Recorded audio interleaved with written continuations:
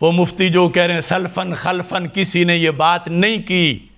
یعنی سلفن خلفن پڑھ تو لو، پہلے پڑھو، تب پتا چلے گا کہ سیدہ کا ادب کیا ہے. توہین کرنے والوں کا کلچر چاٹ کر آج انہی کی بولی بولنا شروع کر دی. ادب سیکھنا ہے تو اہل سنت ہی سکھائیں گے. سیدنا پیر میر علی شاہ رحمۃ اللہ علیہ سکھائیں گے، امام احمد رضا بریلوی سکھائیں گے، ادب داتا گنج بخش اجویری سکھائیں گے رحمۃ اللہ علیہ. اب دیکھیے یہ بحر العلوم مسلم الثبوت کی شرح. علماء جانتے ہیں کہ اصول فقہ میں مسلم الثبوت کا جو مقام ہے 286 صفحہ ہے. فواتح الرحمود شرح مسلم الثبوت. مسلم الثبوت اصول فقہ کی آخری اتھارٹی ہمارے درس نظامی میں بھی، اس پر اس کی جو شرح بحر العلوم فواتح الرحمود، اس سے صفحہ نمبر 286 سے میں پڑھنے لگا ہوں. اب میں اس کی زیادہ وضاحت نہیں کروں گا کیونکہ میں صرف مفتیان کرام کے لیے پڑھ رہا ہوں اور وہ سمجھ لیں گے.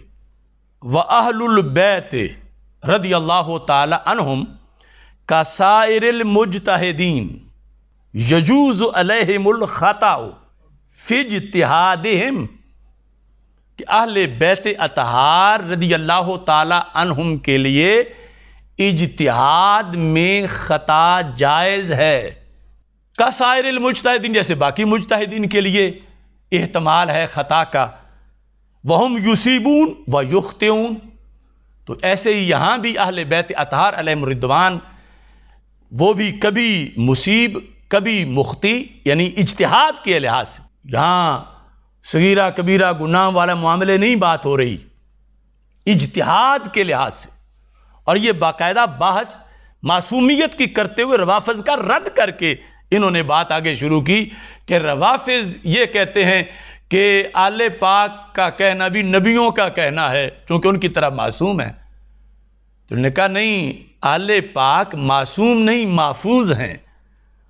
تو انبیاء علیہ السلام کے فتوے کی حیثیت اور ہے، اہل بیت اطہار علیہم الرضوان کے فتوے کی حیثیت اور ہے. یہ اصول ہے اہل سنت کا. وَقَضَا يَجُوزُ عَلَيْهِمُ الزَّلَّةُ زَلَّةُ الْقَارِ عَلَيْهِمْ اہل بیت وَهِيَ وُقُوعُهُمْ فِي أَمْرٍ غَيْرِ مُنَاسِبٍ لِمَرْتَبَاتِهِمْ من غیر تعمد، یعنی بغیر ارادے کے ذلت. اب آگے اس کی مثال لکھی ہوئی ہے. سلفن خلفن والے ذرا کان صاف کریں. کما واقع من سیدۃ النساء رضی اللہ تعالی عنہا من ہجرانہا خلیفۃ رسول اللہ صلی اللہ وآلہ واصحابہ وسلم حین منعہا فدک من جہت المیراث ولا ذنب فیہ.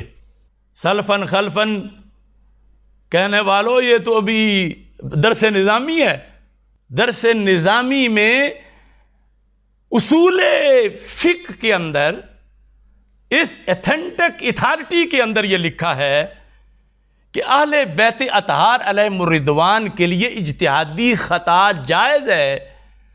اور اس کے جواز کے لحاظ سے آگے مثال کیا لکھی ہے.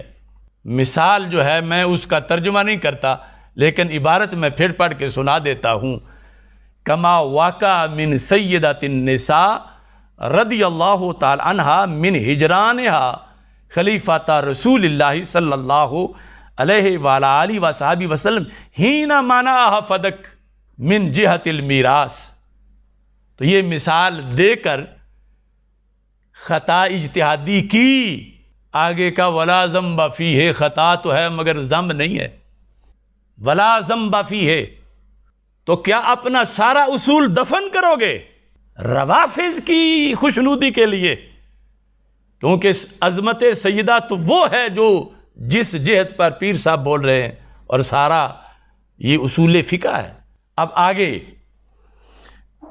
لکھتے ہیں کہ یہ جو اہل بیت اطہار علیہم الرضوان خطا اجتہادی سے معصوم نہیں تھے، اس کا انہیں بھی پتہ تھا، اور اس قانون پر وہ خود قائل تھے کہ ہم سے اجتہادی خطا ہو سکتی ہے. اس کے وہ خود قائل تھے. اس پر پھر انہوں نے دلیل پیش کی.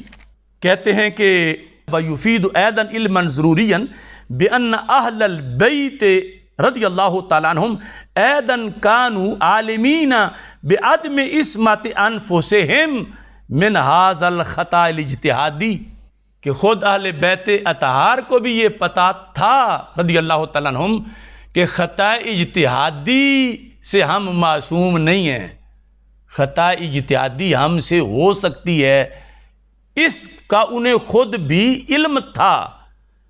الم ترى، اب مثال دیکھو، الم ترى کیف رد ابن مسعود رضی اللہ تعالیٰ عنہ قول امیر المومنین علی رضی اللہ تعالیٰ عنہ فی عدت الحامل المتوفى عنہا زوجہا، کہ حاملہ جس کا خاوند فوت ہو چکا ہو، اس مسئلے میں عبداللہ بن مسعود رضی اللہ تعالیٰ عنہ نے حضرت مولا علی رضی اللہ تعالیٰ عنہ کا قول رد کر دیا کہ تمہارا قول درست نہیں۔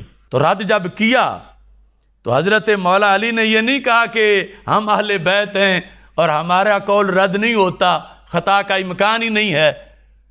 مولا علی نے تسلیم کیا، عبداللہ بن مسعود رضی اللہ تعالیٰ عنہ کے رد پر مولا علی نے اس اصول کو تسلیم کیا کہ اجتہادی خطا ممکن تھی۔